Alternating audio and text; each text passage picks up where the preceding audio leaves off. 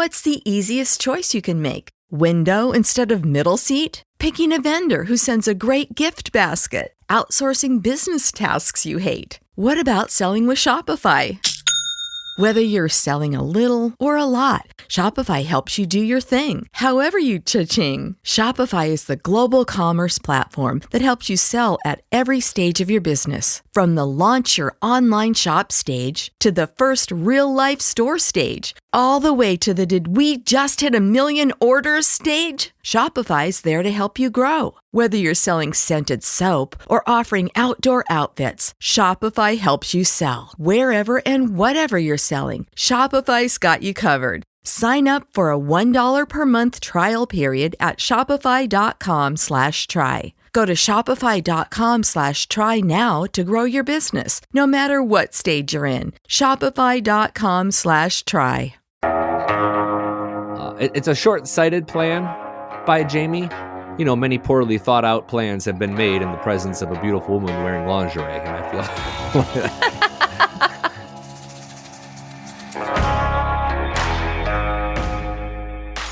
Rip Wheeler is set to lead the Yellowstone, and those are words I just cannot believe I'm saying. To be clear, only the character of Rip Wheeler is leaving the Yellowstone Ranch. Cole Hauser's character still figures to be very involved with the show as Season 5 continues. But dang if that doesn't really change everything we thought was going to happen this year. It's Adison Haager, and there's a lot to get into during this episode of Dutton Rules, including Rip's unfortunate departure, whether or not Beth will go with him, Jamie's plan to become governor, and then a whole different show called 1923 that just premiered. Billy Dukes is standing by, and we'll tackle all of this. Episode 7 of Yellowstone is not the Season 5 first half finale. It turns out there is one more episode, but it's not coming on Christmas Day. Midway through this conversation, it's everything you need to know about a very confusing Yellowstone and 1923 episode schedule. This latest episode of Dutton Rules included a lesson on ranching and a disease called brucellosis. It also led to a bittersweet send-off at the county fair and the likely farewell to a character we barely got to know. How will this first half end? Billy and I have theories, plus your theories, questions, comments, and one big ol' correction. Then we'll dive into the other Dutton drama. Tap follow and leave a rating and review on Apple Podcasts, and leave us an email at staff@tasteofcountry.com for more. Yellowstone Season 5 is back on track, and we're excited to talk about it right now.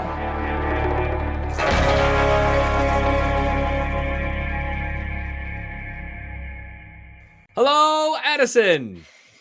Billy. I am excited for this episode because I now feel like I may be speaking like Teeter now because she got her burr. If you know, you know. Please don't talk like Teeter. I will not be able to follow you through a full episode if you're doing your full Teeter impression. That was a really good episode, I thought. I really enjoyed this episode. It was a lot of what Yellowstone does well with the cattle content, but then there was some drama.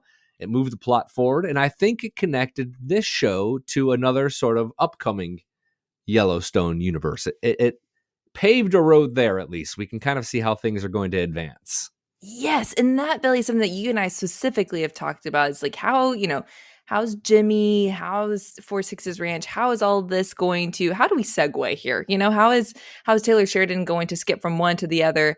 And yeah, I agree with you. It was one that I even, messaged you after the episode aired, and I was like, this, now I see how we're going to get to point A to point B. Okay. But before we get into all that, I'm getting ahead of myself. We've got to do our classic trivia. So Billy, will you tell me what last week's question was and who won it? Last week's trivia question had to do with Summer Higgins, who's played by Piper Perabo, and she said that Taylor Sheridan wrote the role just for her, but what was Piper's inside connection to Taylor Sheridan? Dun dun dun. I don't know. Well, Piper is married to Yellowstone director Stephen Kay. And Stephen is responsible for like all the biggest episodes of Yellowstone, like all the season premieres and the season finales. That's Stephen Kay's handiwork. Piper is his wife. Congratulations. I got quite a few right answers on this, actually, but congratulations goes out to Drew, who was first in. And Drew, of course you were first in because you are Drew. You are the man, Drew. owning this trivia thing right here. Today is going to be your day. In fact, I'm going to go farther than that for you, Drew. 2023, I am proclaiming the year of Drew. Let all good things happen to Drew and the ones that Drew loves. His family is going to be blessed in riches, blessed in other less tactile qualities and things that actually matter in this world. Friends, you're going to make at least one lifetime friend in 2023, Drew. And if you're not currently with your soulmate, you're going to meet that person. If you are, that relationship is only going to flourish into new areas. Drew, get after it, buddy. Wow, Billy. Drew, it sounds like I need to be your friend after this pep up from Billy. Looks like I know who my new friend is for 2023 is. Yeah. Drew. All Drews. You know what? I'm going to throw that out to all Drews. It's the year of all Drews in 2023. Why not, you know? Wow, Billy's feeling very gratuitous right before the holidays. You're welcome, y'all. I really do love that all these, the rewards have turned into affirmations via Billy. I love it. I'm here for it. What is this week's trivia for us? Well, if you've noticed, season 5 of Yellowstone has been a less deadly season. There hasn't been as much human violence during season 5. There's been a lot of animal violence. We saw the bison that died in the car crash. John's horse gets killed. All the wolves, and then all these bison from episode 7. The question today is, how many people have died in season 5? How many total human deaths have we had in season 5? And I'm going to give you a hint. Let's assume that the man who's driving the other vehicle that hits Monica's car also dies, because I think he does. Let's assume he dies. How many total deaths are there? Staff at tasteofcountry.com. Addison's looking up and to the right, trying to count. Do you have a guess? Can I say my guess? I think 4. I don't know. Don't name them, because that might give it away. Okay, but first person in with the correct answer gets an affirmation. Maybe we'll have the month of Janet, or the month of Jimmy, or Frank, or Tammy, Jordan, or whoever gets it right first. Jordan, sure. Yeah, I'm not against it. Well, let's jump before we pivot down the rabbit trail of 2023 names. Let's get into this latest episode, which, man, last episode and then this episode, Billy, I left actually, warm in the heart. That's not always how I leave Yellowstone episodes, or just like feeling satisfied. I definitely felt sad. I mean, I still have questions, don't get me wrong. Like, I'm still waiting. Like, I'm glad we still have more episodes to come later on Yellowstone, but I definitely left like, oh yeah, like I could sleep at night, Well, the thing that Yellowstone does better than any show ever is it makes ranching really, really compelling. Like, we are all in on the ranching lifestyle. And that's, that could be really kind of a boring thing for people who didn't grow up on a ranch, or even rodeoing, kind of say the same thing, but it makes it almost universal. And that's what we see here again in episode 7 is the ranch, what's going on is sort of the main dish. And then all the drama with Beth and Jamie and Beth and whoever. And, that's sort of almost a side dish for this main plate. Well, and I want to talk about kind of the big plot point on the ranch this episode. But before we get there, I thought it was very interesting how they open up this episode with a flashback of Rip and Rowdy, who is one of the ranch hands, kind of has a thing for Beth. And pretty much he's talking poorly about Beth at this point, like a little bit, inappropriately. Rip gets defensive. Essentially ends up, because he hits him with a rock, Rowdy dies, which I don't know about you, Billy. I was not exactly expecting that. I just thought that was interesting how that, I'm like, I just don't really understand the point. I think it's just to sort of show how Rip becomes sort of a branded man, because I think after that, Rip gets his brand, and it's the first time that Rip is responsible for sending someone to the train station. And if you hung on to the end of the episode and watched the preview for next episode, you'll see a body dump at the train station. I stopped and paused there, and that was really clear that was young Rip and young Lloyd throwing a body, which must be the body of Rowdy, over the train station. So it's sort of him becoming a full trusted member of the Dutton family. I don't know if it'll affect the plot of what we have going forward here, but It's just sort of a character builder, I think, a little bit for him.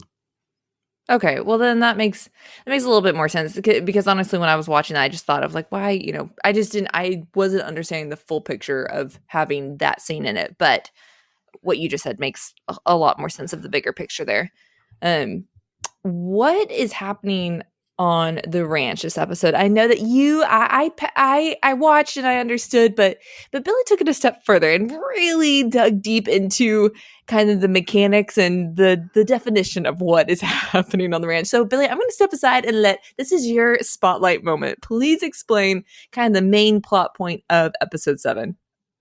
Well, I really wanted to know what this disease they were talking about was. And to sort of recap, they've gotten the cattle branded and vaccinated, and they were sending them back out to pasture. And as they approached the pasture that they kind of hope to have them spend the rest of the spring or summer in, Walker is the first to discover a couple of stillborn bison.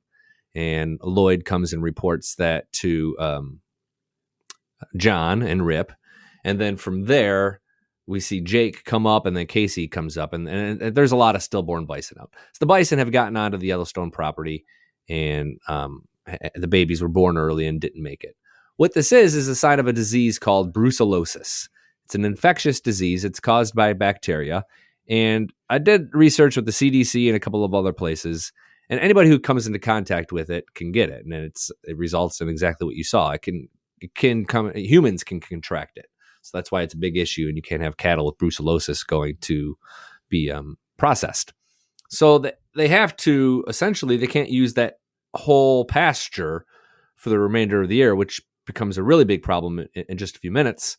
What I found out, though, about brucellosis is interesting. Like, it's mostly eradicated in the United States, but according to the California Department of Food and Agriculture, a site I peruse on the regular, the only place in America where you're going to find brucellosis is in the greater Yellowstone region, affecting bison and elk. So kudos to Taylor Sheridan for doing the hustle on this one. This is like a bizarre bacteria, but it is regionally and geographically appropriate. I think we can assume they're not going to have to put down the whole herd, like they mentioned, because they're now talking about taking half the herd and moving them to Texas so they can feed. There just wasn't enough food on the rest of the Yellowstone ranch to sort of feed the cattle all the way through the winter and then get them to next year when they would go to be processed. Well, and them having to move the cattle, kind of like we were talking about earlier, that's how they're going to tie in the 4-6's ranch, Jimmy, Emily, and all of them. Because essentially I'm assuming when they're saying we're going to Texas, actually, I realize that because Beth does end up calling the 4-6's ranch and asking, the profit that you can make off the cattle, all the above. And so that made sense. I was like, okay, here's how we're tying it all together. Yeah, John had just talked to the same ranch, the 4-6's, and had just put the agreement together to lease land there, which is astronomically expensive, as it turns out. Holy smokes, $1.5 million a month for their cattle. Wowzers. I don't know how they're going to afford that. But this is, you're right. Now we're going to have Jimmy back in the fold, his wife, presumably now they're married. Emily, maybe they even have a kid on the way. I wouldn't be surprised. Travis could appear, who is just Taylor Sheridan's character. And the rumor has long been that the new 4-6's prequel was going to be centered on Jimmy, played by Jefferson White, and Walker, played by Ryan Bingham. Now, those rumors were just rumors for a long time, but now Walker is going down there as well. This could be sort of the setup for this next Yellowstone spinoff, I guess you would have to call it. It's not a sequel or prequel. It's just a true spinoff. A spinoff. Yeah, well, and I don't know if you want to kind of, what was interesting. I don't, if you want to go, if we want to dive into the state fair. Is it the state fair or the county fair? County fair. Thank you. I was like, wait, that's wrong. Where it's kind of their last hurrah. The people so Rip has chosen Walker, Ryan, Teeter. Who else? I'm missing one. Jake. Colby? Oh, Jake to join. To join him on their way to Texas. And so they're going to be gone for a year, which is that's a long time. And so they all are essentially, their last hurrah is to go to the county fair. And during that is when we see Beth and Rip. Beth is inquiring more about, what is this going to look like? And he says, I'm going to be gone for a while, about a year. And she's pretty much like, we can't be apart that long. And so she's deciding, I'm going to go with you. I'm not going to do the whole cowboy stuff. I'm definitely going to stay in a hotel and I'll come see you. But Billy, I have a question for you. So if she's going to go off and gallivant with Rip for a year to Texas, how does that affect her role with her dad and John as governor? I think in her mind, she could presumably keep that relationship going remotely. Like she wanted to get a suite at a hotel, and she would kind of just work from there and then go meet up with Rip kind of when she chooses. But I think some other events that are coming in episode 8 might change that. I'm not 100% convinced that they're all going to go down to Texas kind of as planned. Like, I feel like there's going to be another wrinkle, but it certainly seems like Beth is going to have to commit a little bit more time to the Yellowstone Ranch in Montana than maybe she thought she would have to because of what Jamie has planned. I mean, this is what the first few episodes of Yellowstone were missing, where all these plot lines sort of coming together and affecting one another. And now we know Jamie is actively trying to get his father impeached, and the trailer for episode 8 shows him giving a big speech. Like, Beth sees that she's going to have to stay home and presumably protect her father. Well, and what I thought was interesting, and as I've mentioned before, I fully am admitting the fact that I really started Yellowstone last season, so I don't know any previous seasons, but at least for me coming in, pretty fresh, I had no clue. So there's a scene with Jamie and Sarah Atwood again, and he shares that, he grew up to be a cowboy, and then his dad had other ideas and wanted him to be in the political world, and John is the one who signed him up for enrollment, or, to get into Harvard and, write the essays and all the above. And I think at least that was very interesting for me, because I was like, oh my gosh, Jamie has become what his father wanted, and now his father hates that. Which I don't know, Billy, if you're more well-versed in previous seasons, but that at least was new for me. And that just kind of gave me a different perspective of like, wait a minute, what? I was really happy that Yellowstone brought this back, because even if, this was season 1, season 2 information where we find out that John actually applied to Harvard on Jamie's behalf and sent him there. And it wasn't what Jamie wanted. It's just a nice reminder that Jamie wanted to be part of this ranch life. Like, that's what he always desired to do. And he didn't want to be attorney general and go into this world of politics, but he did it for his father. And that's kind of gotten lost along the way, Jamie's early on motives. So it was nice that they brought that back. Now he's moving forward with this impeachment. And I think he's doing it by convincing himself that he's doing what's best for the ranch. Like, we even sort of see that in a preview for the next episode, like him talking to Beth. Like, John is the enemy to the ranch right now. And in some ways, I think he's probably right. But I don't know that that's going to work out for him very well. I mean, he's bloody in that scene already. Like, where is he going from there? Does it look bad on his behalf at all that it's like he's going against his dad? Yes. I mean, his plan to me is silly. Like, okay, put yourself in his position. If you're going to try to get the governor impeached after just a few weeks of him in office, right? The election just happened. All the good sentiment. There is, like, right after a president's elected, like, no one's going to step up and say, impeach him, unless they know they have some support within, like, the chamber and the House or the local government. Like, no, it would just be a foolish, reckless move to just out of nowhere say, impeach him right out of the gate because of this supposed lawsuit that I don't even think has dropped yet. It's a short-sighted plan by Jamie. I'm not 100% sure where he's going with it. It seems rushed and poorly thought out, but many poorly thought out plans have been made in the presence of a beautiful woman wearing lingerie, and I feel like that might be a factor worth considering, that he might need to separate himself from a little. That's fair. Well, speaking of romance, well, I don't know actually. Do you have any more to touch on with Jamie? I was going to speak on another romance. So we've got in the pot marinating. I'm good with Jamie. I thought what he did was pretty self-explanatory, and we'll see that's going to be a bigger plot line in episode 8, I think. Abby and Ryan, I want to call him Ian. That's his actual name, but not his character's name. Abby and Ryan kind of go through the same moment, as Beth and Rip do, except obviously Abby's not going to go with him. And pretty much, we see kind of this conflict of, the heart wants what the heart wants, but the timing and, all the above is just not working out. And pretty much Abby tells him, hello. Abby tells him, chasing it because Ryan tells her, this is cowboying. If you were to go and chase your dream at the Opry, that's what you want to do. And it's essentially the same for me. And I'm wanting to be a cowboy. This is what I'm wanting to do. And Abby pretty much, tells him chasing a dream, I can understand. I just wish it was me, which, dagger to the heart. And you pretty much see her.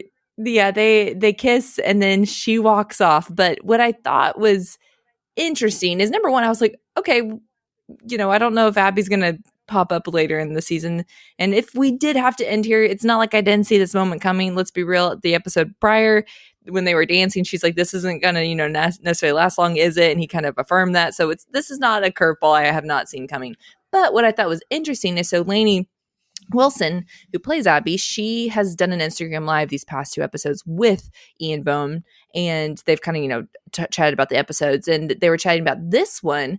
And Ian was saying, actually, they were both saying, surely, Yellowstone does a really good job of just like, bringing you into a traumatic moment and sometimes just leaving it there. And there isn't necessarily a reconciliation of where it goes. It just is, you leave it and then we just don't touch on it again. But they were both saying, they're like, I hope that that's not the case for our relationship, which it reminded me, I'm like, oh, they also don't know. Like, Taylor has literally not written the rest of this show. And so they're kind of just twiddling their thumbs of going, we're just as dumbfounded as y'all of, do we get back together? We don't know. What do you think? Do you think that Abby returns for the rest of season 5 when it resumes? Selfishly, I want to say yes, because I've been hardcore fans of that relationship on screen since day one. But I think no, because I think we don't have enough space for multiple relationships, in the sense of, I think it would pivot to Jimmy and Emily. Like, that would be our focus of a new relationship to focus on. I could be wrong, but I kind of feel like, I don't know if we could have that relationship going and Ryan and Abby. Do you agree with that or no? I think we're done with Abby. I think Lainey Wilson's time in the show has probably come to a nice conclusion. And that scene might have been meant to show, like, not every cowboy, even if they're in it for the life, it's still some difficult decisions need to be made. One thing that was pretty striking about when Rip chose those people to go down to Texas with him is, like, he split up every relationship in the bunkhouse. Teeter's going, but not Colby. Ryan's going, but not Laramie. Ryan's going, but not Abby. Oh, that's a good point. Rip's going, but not... Like, he broke up everybody, but Teeter and Ryan, they were like, hell yeah, let's do it. No problem. I'm like, wait, what about your boy or your girl here? Like, you're just dropping. Wait, you mean Walker? Wait, do you mean Walker? Yeah, Walker. Because Ryan has okay, because I was about to say, wait, Ryan hesitated. Yeah, no, I meant Walker. I said Ryan because of Ryan Bingham, but Walker and Laramie. Like, Walker was pumped about it. He didn't give a second thought to, like, leaving Laramie behind. I'm like, oh gosh, talking about like lunch meat over there. All right. Kind of. Yeah. Like, out with the old and in with the new, I guess. This podcast is sponsored by IQ Bar. Need an afternoon pick-me-up? How about a replenisher after a good workout? Or maybe some smooth, jitter-free energy? Try the IQ Bar Sampler Pack. Right now, get 20% off all IQ Bar products, plus free shipping. We've got plant protein bars for strength, mood-lifting hydration sticks, and brain-boosting coffee to keep you full and focused all day long. Meticulously formulated brain and body fuel in all our IQ Bar products. For all your daily needs, the Sampler Pack is the perfect place to start. Plus, everything's ultra clean, ultra functional, and ultra delicious. Refuel smarter, hydrate harder, caffeinate larger with IQ Bar. Go to eatiqbar.com and enter code BAR20 to get 20% off all IQ Bar products plus free shipping. Again, go to eatiqbar.com and enter code BAR20. You know what I really liked about the county fair scene? What? Like, were county fairs a big thing? Are they a big thing kind of around you in Texas? Like, did you go to a lot of them growing up? We have the Austin State Fair, like Houston State Fair or City Fair. I guess I don't know what you would, just rodeo. I guess actually not even actually. When I was super young, I grew up in Phoenix, and we did have a county fair that absolutely I grew up going to. And I loved watching the sheep. That's about all I can remember from the county fair. But yeah, we did. I actually did go to them growing up. The county fairs when I grew up in, well, I grew up kind of all over Michigan, but I spent a lot of time in Southwest Michigan and some small parts of the state. And, the county fairs are a big deal. They would get some really big country acts or rock artists to come in, and people from all walks of life would you just come and hang out at the county fair. And I thought Yellowstone really captured the spirit of that. That's like sort of this easy, carefree, warm weather, listen to whatever band, probably going to end up making out with someone you don't know, if not the person you came with. Like, it's just sort of, and that's exactly what we saw John Dutton's assistant doing, like making out with some sort of stray cowboy that wandered in and just caught her eye. Like, it really captured that spirit of like what a county fair was all about. And I thought that was good. It really warmed me up a little bit. And I think we're going to have a pretty tough episode coming up here in episode 8 that leaves us sort of gutted. This was a nice sort of, it's probably why they warmed us up. Cool. Yeah, probably. Jerks. Well, Billy, just to get to the point, yeah, most likely. Well, I love that they really, really leaned into Teeter's mannerisms, and that just, it made me laugh. So I feel like more than ever, at least so far on this season. And I thought just, yeah, well, I mean, kind of, I guess, playing into just the lightheartedness. And obviously we saw Zach Bryan, who I love as an artist. I love his music, and he got a lot of airtime or screen time, on this episode, which kind of surprised. I mean, not in a bad way surprised, but I don't feel like Taylor's given that much screen time to an act yet. I feel like musically he's been the big winner from Yellowstone. Maybe Lainey Wilson, but Zach Bryan's career, like you look at where he was before Yellowstone and where he is now, and he's done a lot of the hard work himself. I don't want to totally credit Yellowstone, but his career has just gone to new heights because of this show.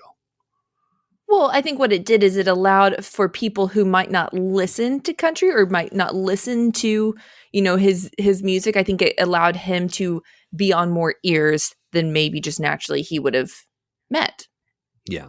Well, in a minute, I want to hear what you think is going to happen in episode 8, because I feel like you have a inkling. I honestly don't necessarily, but a scene I want to talk about just real quick, is the scene with Beth and Monica, where Monica, they kind of, have a sweet little heart to heart. And in that conversation, Monica's clearly still having a hard time over the death of their little baby John. And Beth Beth admits and kind of confesses of, her past and, that she did technically, have a child at one point or would have had a child, and she hadn't shared that with anyone.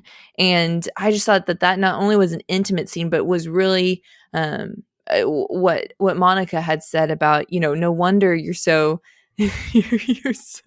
you are like you are because you're holding that secret in. And I did think it was funny when I was actually watching it with my mom, and my mom just busted out laughing when Beth's like, no, I was like that before the situation. But I thought that was really interesting that she out of anyone she chose to open up to, it was Monica. I thought just that was a really sweet, vulnerable scene.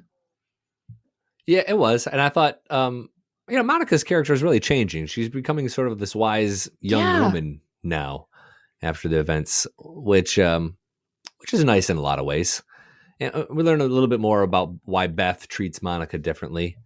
And you know what I think that scene's going to lead to? What? You remember we heard Monica say that there's a sort of a girls' night out coming? Like, I kind of wonder if that's going to lead to sort of the girls' night out eventually. Because there's all the women there. Like Lainey or Abby's there and Summer, and like they're all kind of coming out of their tents. So did she say it was a girls' night out? Because I assumed that moment around the campfire with all those women, that's what that was. Maybe not. Oh, it could be. It could be. You could be right. That's what I assumed. Sense.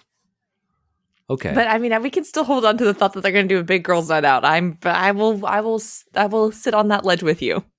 I have one correction I need to make. Okay. And then maybe we can kind of line people up for the end of this first half of Yellowstone and mm-hmm. the schedule for 1923 as we sort of pivot to talking about that. Does that work? Yeah, I'm here for it. Let's go. Last week, I incorrectly said that a picket line is sort of a line, that temporary line used to hold cattle in.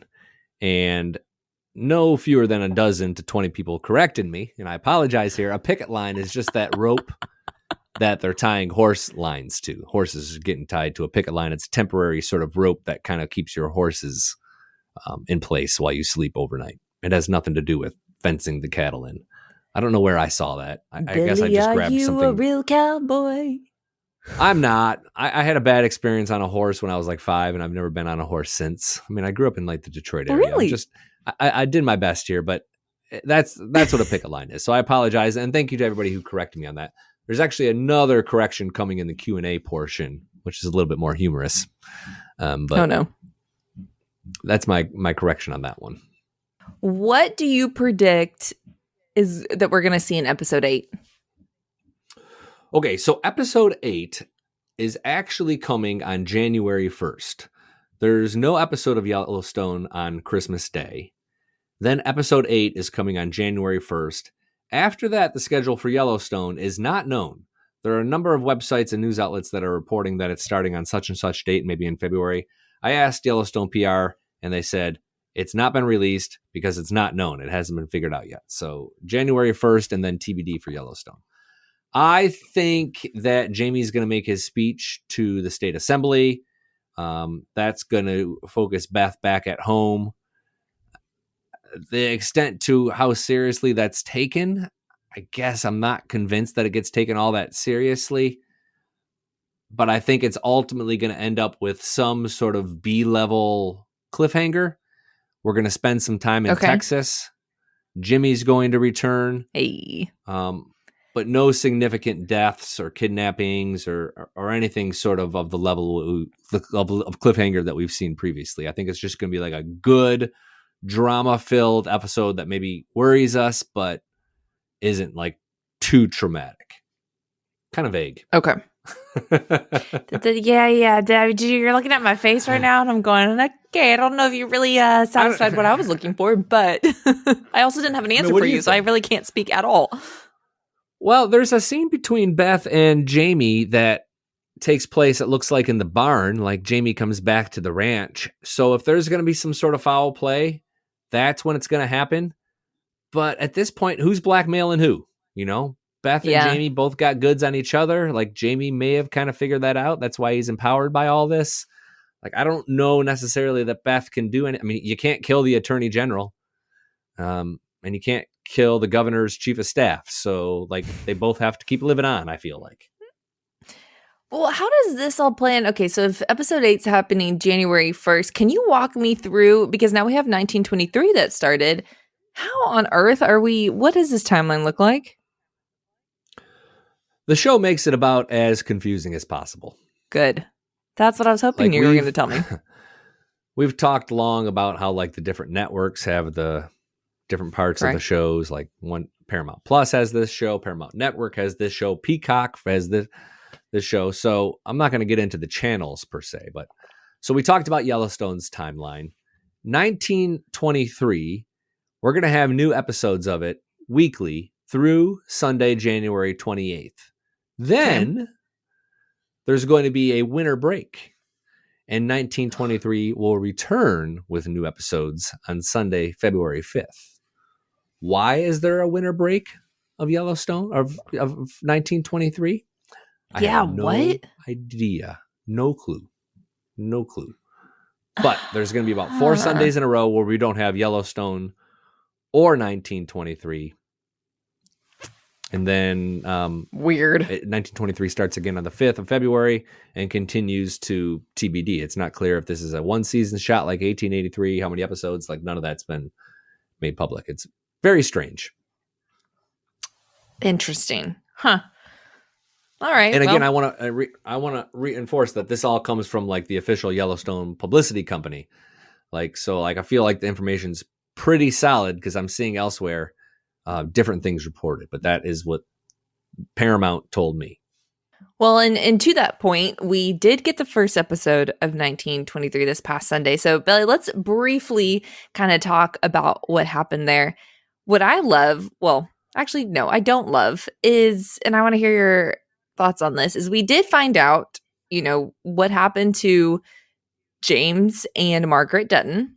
You know, James dies, which is essentially what we saw in the flashback scene last season of, I think, what was it, Yellowstone, where essentially he's been shot. Yeah. But dadgum, it really, when I heard how she died, I kind of chuckled, and that sounds so bad, but I was like, it almost felt like Taylor just didn't really know what to do with her. And so how she died was she essentially froze. Like that's it. I thought she deserved a better death. Like, I did too. It's okay that they left that door open for James too. It wasn't clear that he died after he got shot, but it looked pretty grim. But then we find out a year later, Margaret dies. She freezes to death, and her kids almost die as well. But then Jacob Dutton, played by Harrison Ford, finally shows up, and he starts building the empire as we sort of see it today. The other part to this, though, is who told us all of this? Oh, you were teeing that up for me, and I'm literally looking at you going, who? I'm thinking like network-wise. Who told us this was Elsa Dutton. Yes. Is that where you were going? Okay. Yes. Isabel May, the voiceover. The little light bulb went off. Oh, that was just a wonderful surprise at the beginning of 1923 to hear her voice once again. I agree. I'm glad that they're bringing her back in narrator form. Yeah, I'm really glad that I don't know who would have narrated it, but I'm really glad it's her.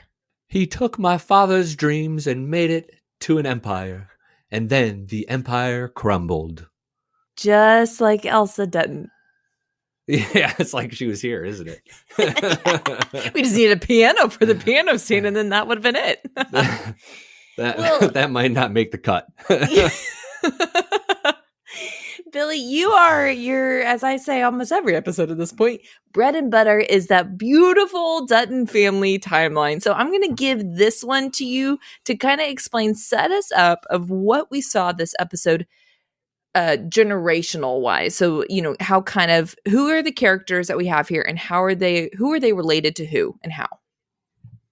I said that weird, but you get the point. I'll kind of keep this a bit. I'm not going to get into too much detail because it's just the first episode. And I think in a lot of ways we're still learning the characters.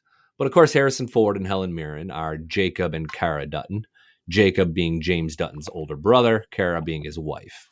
They don't have any kids of their own. We do know of John Sr., who was a character in 1883. That was the little boy. I don't know that we saw him at all in 1923, did we? If we did, so. It was in passing. Yeah. I know, I'm trying to think. But on the show, he's married, and I don't think we saw him or his wife. If we did, it was briefly. They have a son named Jack, and he's the one that's set to get married. The whole wedding sequence, yes. He's the groom in that wedding. Yes. And he looks like he's going to be a really fun character. Him and his wife, they're both young, full of energy, make a lot of mistakes. It's going to feel like that's going to be kind of a wild ride.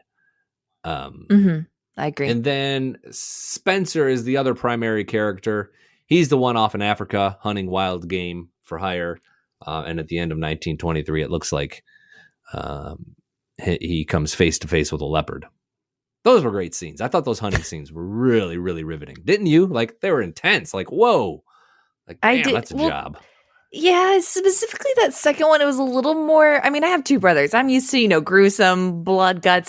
So it doesn't necessarily faze me, but that scene was kind of a lot, that secondary scene. You know which one I'm talking about. Oh, absolutely. So the question there is if that's going to cause Spencer to return back to the ranch, or if maybe he gets that shot off in time and isn't attacked by the leopard. I guess we'll find out. But Elsa in her voiceover says that only one of her brothers survives. So one of them is going to die somehow, some way. And I think the smart money is on Spencer because of his reckless lifestyle, and he's obviously dealing with some things after World War I. But I don't know. This is, Taylor Sheridan. Like, it could very well be John Sr. Yeah, I'm excited. There's one other character that I want to point out. Okay. And I wish I had this at the tip of my fingers, but the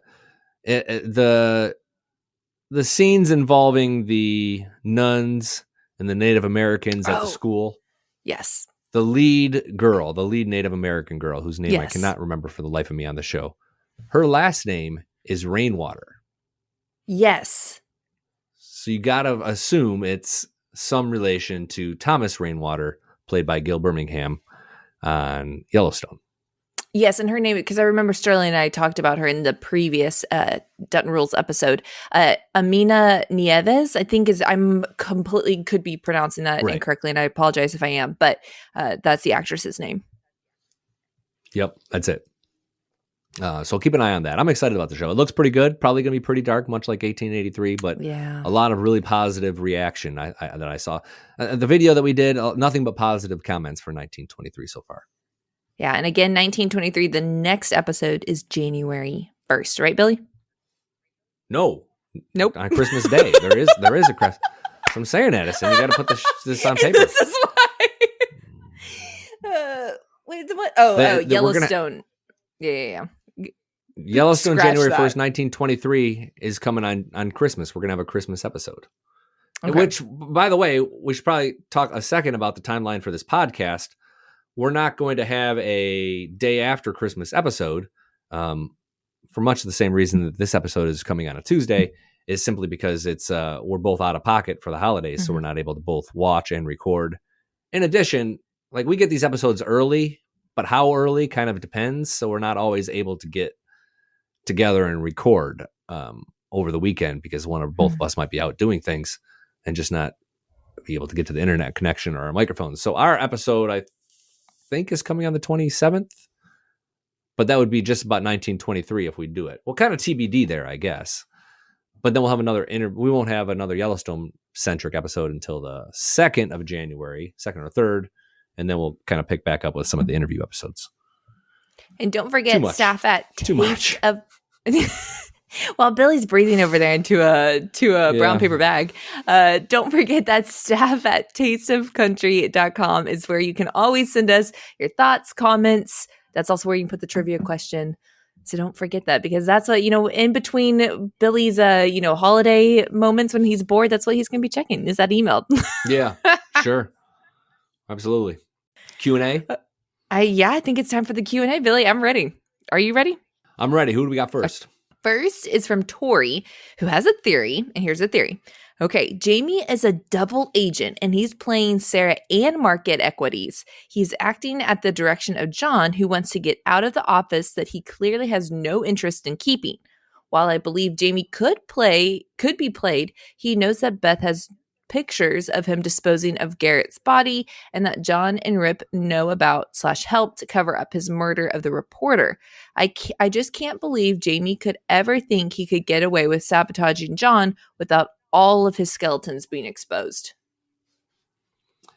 So the last half of this, he does. The last half of this, I think we've kind of discussed some of the problems with it, that like Jamie also knows some of Beth's skeletons. But the first part of his email from Tori is super interesting. The idea that Jamie and Beth are somehow working together to not only put Jamie in office under their control, but also finally excise market equities. And the only reason I think that has a little bit of weight to it is because Jamie hasn't been paying attention to, or Beth hasn't been paying attention to Jamie at all since like the second episode. True. Like, she's been like, "You're under my thumb, buddy." And then like that was it. Jamie's just been on his own, living in his apartment. Like, so if you rethink that scene when Beth's in the bar watching Jamie and Sarah, and she goes into the bar and takes Sarah Atwood's ID. Like, if you think of that from the perspective that maybe Jamie and Beth are working together, it kind of also makes sense. Like, we've never found out who the real Sarah Atwood was after she takes that picture of the ID. And maybe Beth was actually spying on Sarah, not Jamie. Could be something there. That would be what I call a Christmas miracle, if that is what ends up happening. I like the creativity. I do too. I'm not putting a lot of dollars on the theory, but I like it. I like it a lot. No, it's super creative. Thanks, Tori.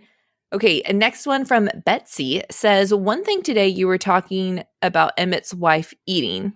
I have to mention that she wasn't on the food line to fill a plate. Oh, yeah, I know where she's going with this because, Billy, I also thought this. She was helping serve the food. Lionel commented about that to John, and he said how Ella wanted to keep things normal. Well, I want to thank you, Adison, for not pointing it out, because sometimes I got these jokes, and like if the truth's going to get in the way of these jokes, I might just sort of sidestep the truth for the sake of humor. And there's a little bit of it wasn't exactly the most accurate portrayal of what happened, but I thought it was pretty humorous and entertaining. No, I thought there's sometimes things, because I'm just now I didn't look over these Q&A before now, so I'm reading these fresh. But it is funny, Betsy, because Billy, when we were making the recap video, we have a screenshot of that moment, and I chuckled to myself because I did notice that. But I loved how you got a kick out of it, so I just really let that one just marinate and go with it. Sometimes when the lie becomes the truth, you just go with the lie. And that's kind of what I did in my own volition there. Yeah, I mean, wasn't all that important in the big picture. No harm done. But thank you, Betsy. You're absolutely right. And I appreciate you keeping me on my toes. Okay, last one from Joe says, thinking about why season 5 is boring to me, there does not seem to be any antagonist in the season. Every season to date, there's been someone in the plotline working to take the land or take a Dutton down. I don't see that in season 5. Maybe they're saving it for the second half. He's right.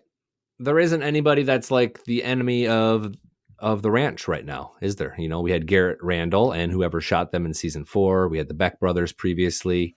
Even for a part of season 3, like Market Equities was sort of the antagonist. But there isn't that one person that's opposing the Duttons. It's more sort of a bureaucracy of sorts opposing them currently. And that's been, I think he's right. I think that's part of the problem. Good observation, Joe. Staff at tasteofcountry.com is where you can email your questions, comments, and corrections. We appreciate every single one and reply to as many as possible. You can also look for recap videos at the Taste of Country YouTube channel. I'm Adison Haager, and on behalf of Billy Dukes, thank you for listening to Dutton Rules. Our next podcast is confirmed for January 3rd after the first half finale of Yellowstone. After that, we'll continue to bring you interviews and 1923 recaps. Tap follow for more before you leave, and leave a rating and review. Then look for archived conversations with Brian Bingham, Cole Hauser, Jefferson White, and more. Dutton Rules is written by myself and Billy Dukes with the help from Sterling Whitaker and produced by Billy Dukes. Of course, as always, Dutton Rules, a Yellowstone 1923 podcast, is another exemplary Townsville Media podcast.